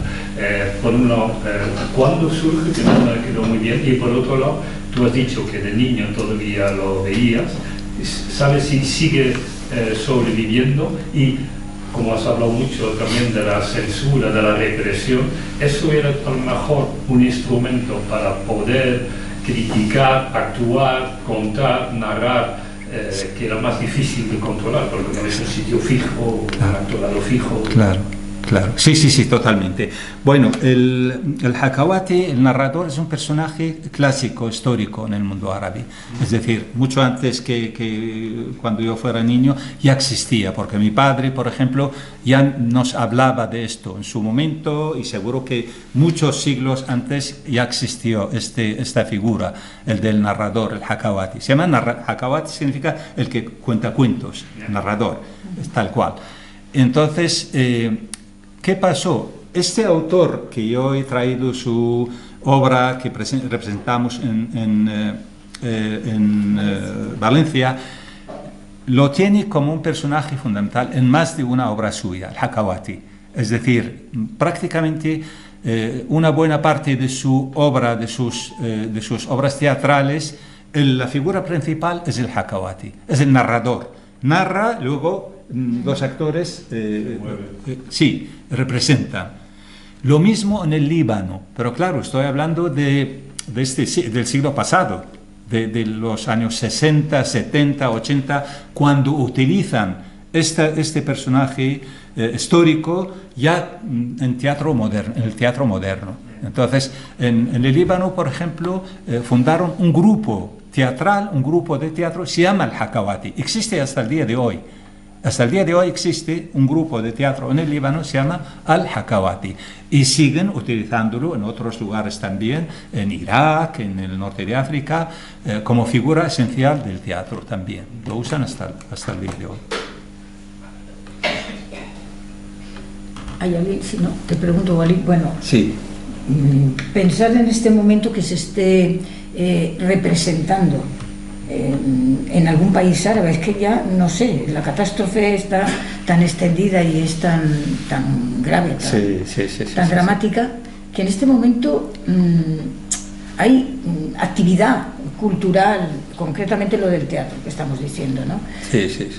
No sé, Siria, Egipto, se supone que sí, ¿no? Sí, por ejemplo, Egipto con todos sus problemas, pero bueno, se supone que tiene, no digamos Marruecos, ¿no? O Túnez, a pesar de los vaivenes políticos y todo, se supone que hay una estabilidad, digamos, como para que culturalmente siga habiendo actividad también de teatro, de producción, por supuesto, de narrativa, pero sobre todo de teatro. Es que a mí sí que me cuesta imaginar ahora mismo, pues eso, el teatro, la representación de teatro en árabe, me cuesta imaginarlo, porque si bien desconozco muchos aspectos, pues con la narrativa pues te haces una idea y dices, bueno, pues incluso aquí en la tertulia literaria hemos leído el libro de este autor egipcio, Najib Mahfoud. Sí, no. Teatro Nobel. No, hemos leído, a ver si me acuerdo, el edificio Yacubian, que me gustó mucho además,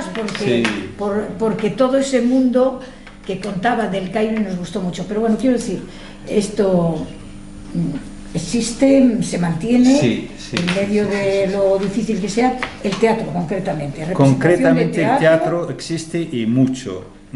afortunadamente en ese sentido, pues a pesar de la censura, a pesar de las dificultades que hay, a pesar de la poco dinero que dedican los gobiernos a la cultura, pues el teatro existe, afortunadamente. Es decir, todos los países árabes prácticamente tienen muchos teatros, han ido edificando en diferentes ciudades, han surgido decenas y decenas en cada uno de los países de grupos teatrales. Hay festivales de teatro todos los años en diferentes sitios. Nombro alguno, por ejemplo, Cartago, Túnez, en el verano, Sí, bueno, eso lo he visto. todos los años en Cartago, en Túnez, Y en el teatro, verano. y en el teatro de El Cartago, teatro es maravilloso. romano, exacto, ahí mismo representan obras prácticamente durante un mes entero. A lo mejor no todas las noches son teatro, pero una buena parte del mes son obras de teatro, a veces un cantante, una cantante, pero obras de teatro continuamente. O en Jordania tienen el festival de Jarash, cerca de Amman, también es un teatro entero, bien conservado, romano. Hacen también un mes largo de festival de teatro. En Basora de Irak, en la ciudad de Basora, el festival de Mirbad, un festival antiguo, era, se supone, un mercado antiguo, un mercado comercial, cultural, porque antiguamente había ese tipo de mercados. Aparentemente eran comerciales, pero en el fondo tenían mucho que ver con la cultura. Iban los poetas a recitar, los que representaban algún acto también. También se hace en el verano habitualmente un festival, y así prácticamente en Marruecos mismo hay muchos.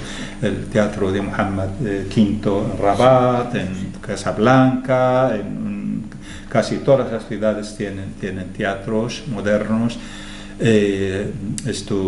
Hay buenos dramaturgos y buenos grupos de teatro también. En español hay muy pocos obras de teatro lamentablemente traducidas. Yo siempre estoy ahí defendiendo un poco, y de hecho ahora estoy traduciendo una segunda obra de este autor, porque me la han pedido, de la Escuela de Traductores de Toledo, porque este libro ya no se encuentra prácticamente. Se ha publicado de Jaber. Este no se publicó, una edición pequeña en Valencia por Pretextos, la editorial, que es muy buena, Pretextos, muy conocida, y así ha desaparecido prácticamente, ya nadie lo encuentra. Entonces la Escuela de Traductores de Toledo pues me han pedido volver a publicar junto a otra obra del mismo autor en un único libro. Ensayos, estudios. Bueno, el libro no lo has traído para enseñarlo aquí, perdona. Lo tienes aquí. Hay muy poco también publicados en lengua española sobre el teatro. Siento que hacer propaganda para mí. De los pocos libros, pero no puedo hacer propaganda porque no se encuentra el libro. Este libro ya no se encuentra en ningún sitio. Es decir, fue mi tesis doctoral, y en su momento se publicó por la propia universidad, la autónoma, y está descalificado totalmente, ya no se encuentra en ninguna parte, no se puede comprar. En PDF tampoco. En PDF no. No lo sé, no tengo idea, sinceramente. Hay un fichero ya quedado. Yo lo tengo, Se titula, me lo ha regalado el autor. Siglo y medio de teatro árabe. Aquí sí hablo un poco de la historia del teatro árabe, cómo nace, etc. Y bueno, hay una autora también, Pilar Lirola, tiene algunos pequeños libros sobre el teatro árabe y un poco más. Se han hecho varias tesis doctorales, pero no se han publicado, lamentablemente. Entonces, es una pena. Yo la verdad es que continuamente, cada vez que tengo ocasión, insisto en que el teatro árabe hay que dar, porque se traducen muchas novelas, mucha poesía, pero el teatro está olvidado, y es una lástima. Sí. Yo, a raíz de una cosa que has dicho en el coloquio y tal sobre el tema del Corán creado, es decir, en la Edad Media los copistas que copiaban los libros y tal de la cultura griega y latina, pues lógicamente metían muchos gazapos, cambiaban párrafos, el copista ponía lo que él pensaba en vez de lo que tenía que traducir, Yo una vez me he planteado si, dado como se escribió el Corán a partir de los sueños de Mahoma y tal, y entonces como era analfabeto alguien los contaba para que lo fueran escribiendo, si en algún momento histórico se ha planteado algún tipo de dudas o de posibilidad de una cierta cambio por parte del que escribía, de lo que le decía a Mahoma, como lo transcribió, si no le dio alguna interpretación y tal. Eso no se ha planteado nunca. Se ha planteado y mucho. Vamos a ver. No sé si estarías o no, Paco, tú en aquella charla que hablé del hombre que llegó a ser ministro de Cultura en Egipto. Escribió un libro, Taha Hussein, escribió en el año 1926 un libro sobre la poesía árabe clásica. Se titula Acerca de la poesía árabe preislámica. Acerca de la poesía árabe preislámica. ¿Estuviste? No estarías. Bien, pues en este libro, Taha Hussein lo que hace, plantea dudas acerca de la originalidad de la poesía árabe preislámica. Él no habla del Corán y dice que seguramente esta poesía fue escrita siglos más tarde. No es verdad que sea preislámica. Esta tiene un espíritu de la época abasí, es decir, 3-4 siglos después es cuando los árabes escribieron esta poesía. ¿Por qué razón? Porque los árabes querían, como todas las demás naciones, como los romanos, como los griegos, porque dice que esto no es típico de los árabes, lo han hecho otras naciones. Escriben, después de mucho tiempo, narraciones, poesía, etcétera, y lo adjudican al pasado para decir que no venimos de la nada, tenemos raíces, tenemos cultura, tenemos... Entonces, pero claro, esto era grave en cuanto a... ¿Cuál es el origen del Corán? El Corán se basa en el lenguaje, en el estilo de la poesía preislámica. Y si no existió esto y se escribió mucho después, pues quiere decir que el Corán mismo también fue escrito mucho más tarde y no pertenece a los tiempos del profeta. Es decir, inmediatamente los intelectuales empezaron, pero fue enorme la historia, el problema. Fue juzgado el pobre Taha Hussein, llevaron lo encarcelaron un tiempo, se escribieron decenas y decenas de libros y de artículos en contra de Taha Hussein, fue acusado de hereje, de apóstata, etcétera, etcétera. Y sin duda hasta el día de hoy hay autores. En mi otro libro, Libre Pensamiento Islam, hablo de varios porque cuestionan la originalidad del Corán, los errores que existen, claro, porque el Corán en un pasaje dice en árabe inna anzalna dhikra wa inna lahu, es decir, hemos revelado este texto y lo vamos a conservar. Es decir, esto pone el Corán, entonces para los musulmanes creyentes, que es intacto. El Corán es absolutamente perfecto desde su nacimiento hasta el día de hoy. No hay ningún cambio, ni una coma, ni un punto, ¿no? Para estos. En cambio, hay varios autores, algunos egipcios, otros sirios, iraníes, cuestionan esto y sacan una gran cantidad de errores de carácter histórico, geográfico, lingüístico incluso, etcétera, etcétera. Entonces, claro que se ha planteado como otras... Pero yo creo que la pregunta iba también al hecho de que, incluso admitiendo que el Corán se escribe y todo sacado en el año 600 no sé cuántos, ¿no? Pero luego eso va desde Bagdad hasta Rabat. Sí, no, y ahí se copia una persona, lo copia incluso sin mala intención, empieza a cometer errores, porque pasa lo mismo con la Biblia. Claro. Cuando la gran discusión con Erasmo, yo no te he hablado de la... Se dice, Erasmo dice, usted dice que la Biblia es única y sagrada. ¿Cuál de las 600 versiones? Claro, exacto. ¿Eso ha pasado también con el Corán? Simplemente por error se comete... Eso.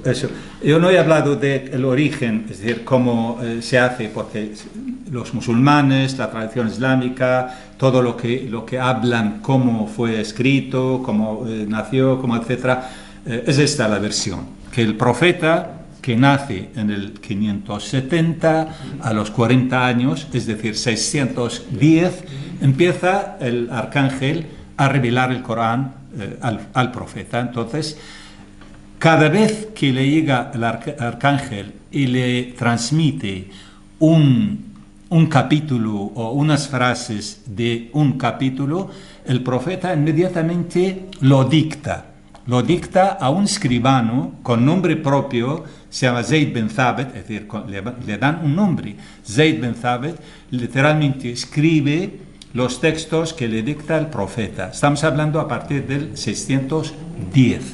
Y esto dura 23 años, hasta el fallecimiento del profeta, es el 663, ¿no? Perdón, 33, exacto. Zayd bin Thabit escribe todo esto en pieles, en huesos, en madera, porque claro, no había papel.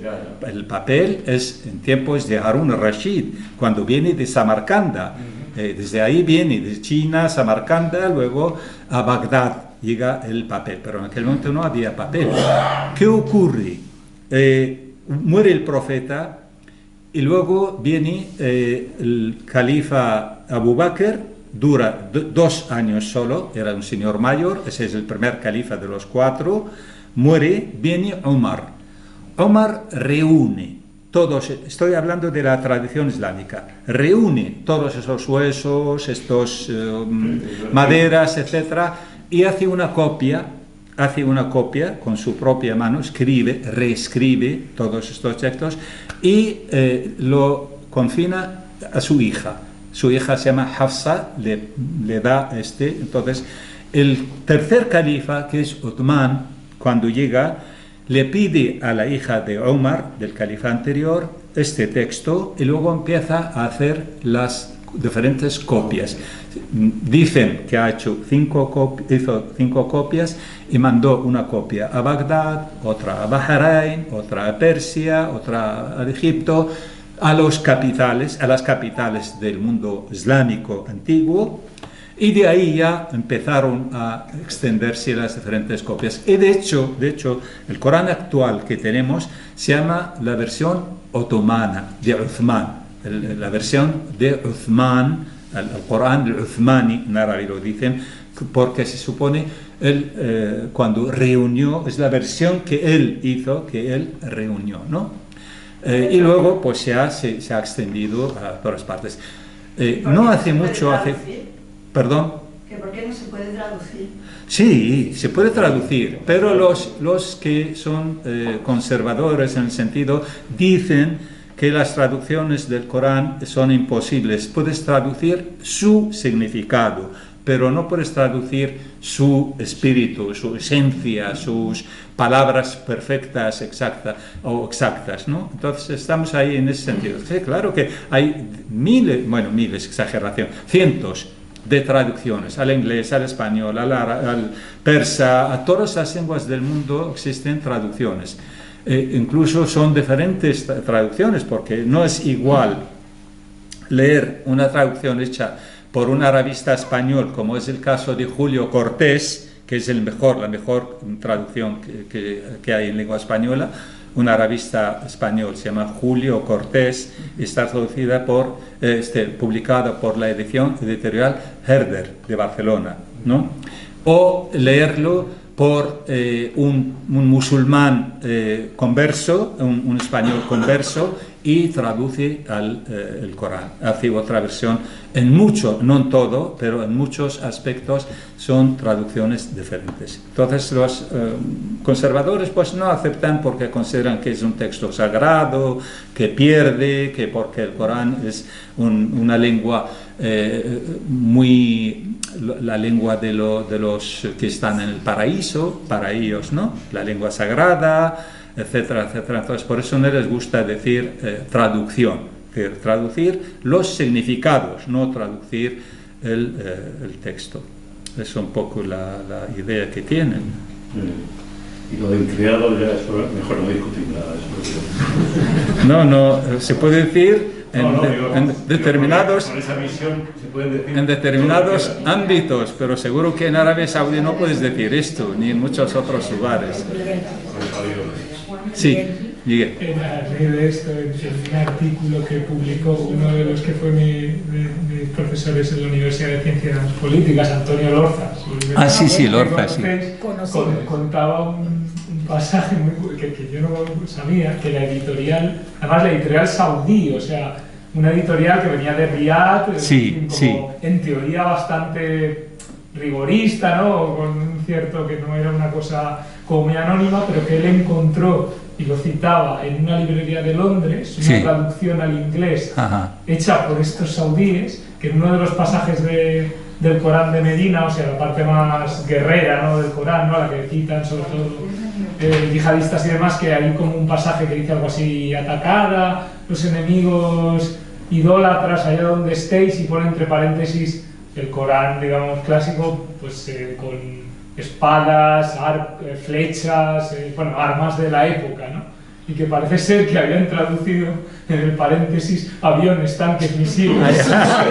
Con lo cual, a la conclusión a la que llegaba de Lorca es que para los integristas el Corán no se puede reformar, salvo cuando imperéis. Claro. No, hay otro aspecto importante, porque el Corán, considerado por los musulmanes y por la clase conservadora como el estilo más perfecto, más elevado desde el punto de vista literario. Y de hecho, en el propio Corán, Dios, la divinidad o el autor, desafía a los hombres y a las mujeres árabes que escriban un capítulo con la misma el mismo nivel literario tan alto, tan elevado, si son capaces. Y después les dice, ya no digo un capítulo, si sois capaces, escribir unas cuantas frases, y no vais a poder hacerlo, seréis incapaces de hacerlo. Además lo afirma, que sois incapaces de llegar a hacer o escribir, porque para muchos árabes, especialmente la clase conservadora, es el texto más elevado desde el punto de vista literario, estilístico, y tiene un grado de elocuencia que ningún ser humano es capaz de alcanzarlo. En cambio, hubo gente que lo imitó. Es decir, hay personas que han imitado el Corán, escribieron cosas parecidas al Corán ya desde el principio. Hay un tal Musaylama, se llama Musaylama al-Kadhab, el falso, el mentiroso, en su momento, sí, lo llaman así los musulmanes, claro. Ya al comienzo empezó cuando el profeta estaba aún vivo. Y entonces, claro, estas situaciones se han repetido muchas veces a lo largo de la historia, hasta nuestros tiempos. Incluso Abdullah al-Ma'arri, en algunas de sus obras, fue acusado de haber intentado imitar el Corán. Es decir, en la Alta Edad Media en Europa, con la Iglesia pasaba lo mismo. Es decir, cuando intentaban alguna innovación, decían que no, porque si Dios lo hubiera querido ya lo hubiera hecho así, y no cabía ninguna innovación. Claro. Pero bueno, dentro de la literatura todo cabe. No, pero verdaderamente lo triste de esto es que parece que el Corán lo que ha hecho ha sido constreñir absolutamente la expresión literaria, no digamos personal y humana, ¿no? La censura. La censura, el sojuzgamiento de la gente, ¿no? Sino que toda la expresión literaria, artística, por supuesto, de libre pensamiento, el Corán, la religión institucionalizada, ha constreñido la vida, la cultura, el pensamiento político, filosófico. ¿Es así o no? Sin duda, pero claro, a la vez se consideran, es verdad, también eso es verdad, que hay muchos literatos especialmente en tiempos de la etapa umayya, la etapa abbasí, siguieron el estilo del Corán en sus versos, en sus poemas, en sus textos. En ese sentido también existe. En el sentido estilístico. Estilístico, Claro. sí, sin duda. Eso es otra cosa. Claro. Entonces existen las dos, digamos, caras de esta situación. Tanto los que consideran que, bueno, en fin, la verdad, mira, yo como persona árabe más o menos me considero como conocedor de la lengua y me gusta la literatura y escribo, etcétera. Tengo que reconocer que en el Corán hay pasajes preciosos. No soy creyente, pero lo digo independientemente de las creencias. Hay pasajes preciosos desde el punto de vista lingüístico literario y hay pasajes pésimos también. Es decir, cuando nos dice, os hemos creado los caballos y los camellos para que montáis en ellos, yo no veo ahí nada, ningún buen estilo, ni buena figura, ni, por ejemplo. Pero cuando habla en otro sitio de tratar bien a los padres, por ejemplo, hay pasajes preciosísimos, me gusta muchísimo como lo expresa, ¿no? De forma figurativa, etcétera, de obligar el ala ante los padres, no les digas ni uff, ni protestes cuando te mandan, cuando te piden, pero está hecho de forma maravillosa. O el efecto otro pasaje, un segundo, que habla del valor del propio Corán. Si lo reveláramos sobre una montaña, cómo actuaría la propia montaña. Es muy bonito, independientemente de los significados que pueda tener. Entonces, tiene estas dos caras. Bueno, pero a nivel estilístico también, ¿Cuántos dialectos tiene el árabe? el cantar de los cantares, por ejemplo, el cantar de los cantares es maravilloso, claro.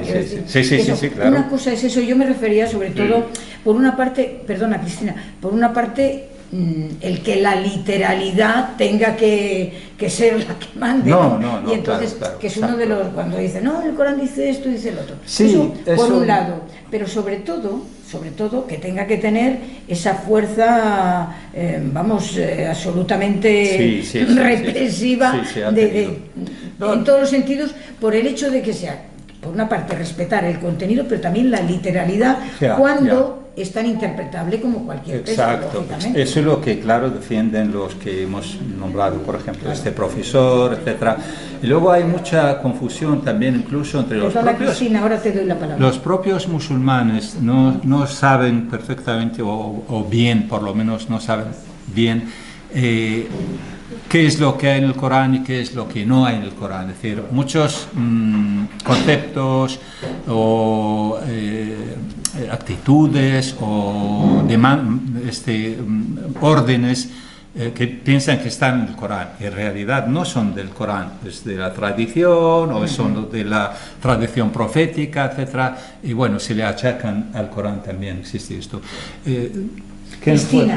Preguntaba yo que cuántos dialectos tiene el árabe y en cuál está escrito el Corán. Ajá, el Corán está escrito en un árabe clásico, estándar, culto, que lo conocemos en árabe como Fusha, es la lengua que enseñamos en la universidad, en los colegios, en la que escribimos, es decir, esta lengua culta se escriben, por ejemplo, la prensa, en todos los países árabes. Un periódico en Marruecos es igual que en Sudán, que en Irak, que en Jordania. No hay diferencia ninguna, que es el árabe culto.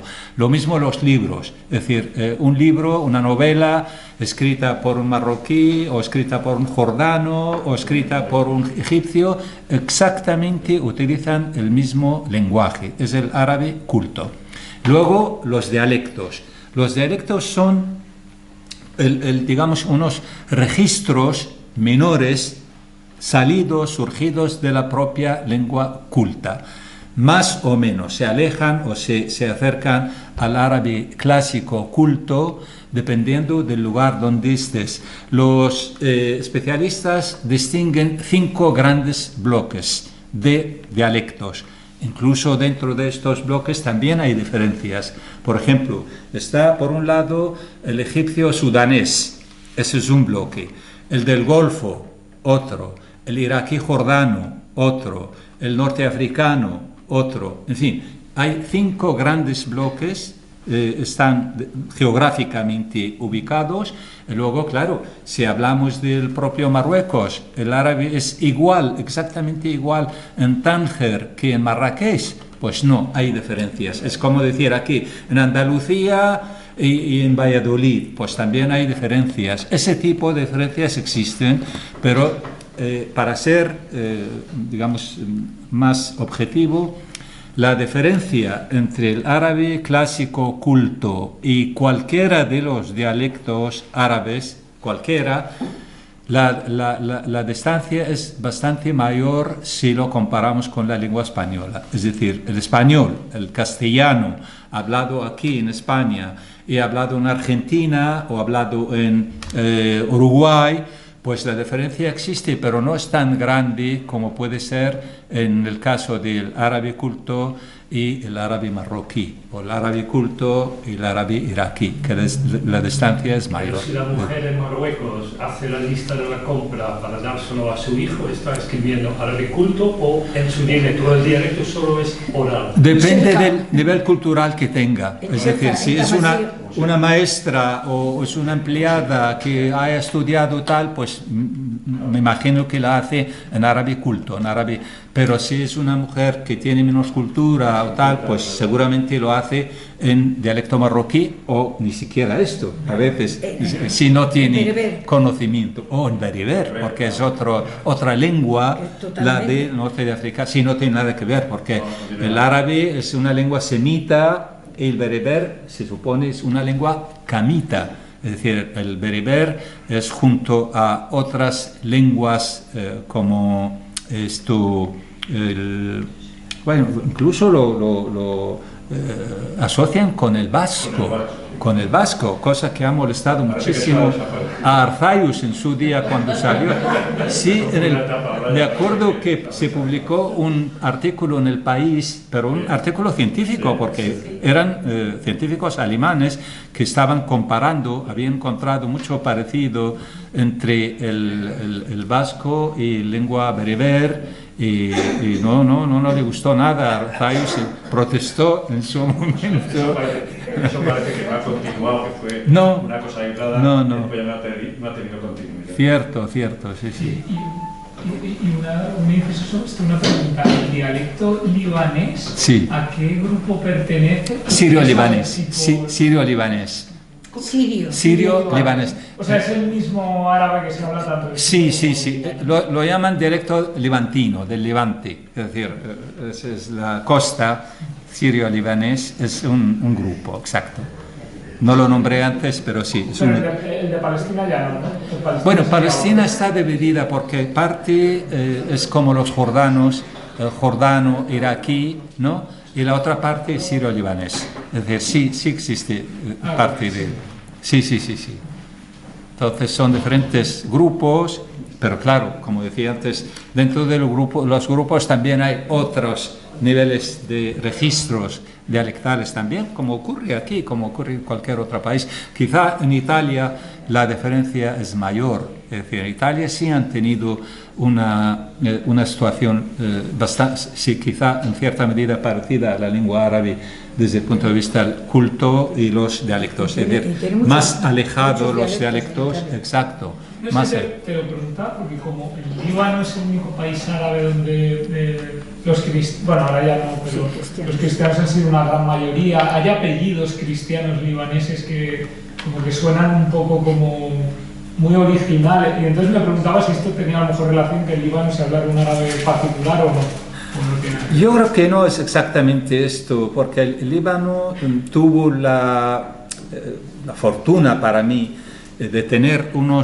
nivel cultural bastante más alto que el resto de los países árabes. Es decir, quizá en ese sentido sí podemos hablar, De hecho, antes le decía a Harry que la mayor parte de las editoriales hasta hace poco estaban en el Líbano, siendo un país pequeño, ¿no? Pero la mayor parte de los libros que se publican en el mundo árabe venían antes del Líbano. Ahora hay más editoriales en Egipto, en otros países, y de hecho hay un dicho, no sé si lo dije aquí una vez, hay un dicho, los árabes lo dicen, lo repiten una y otra vez, dicen: Egipto escribe, Líbano publica, Irak lee.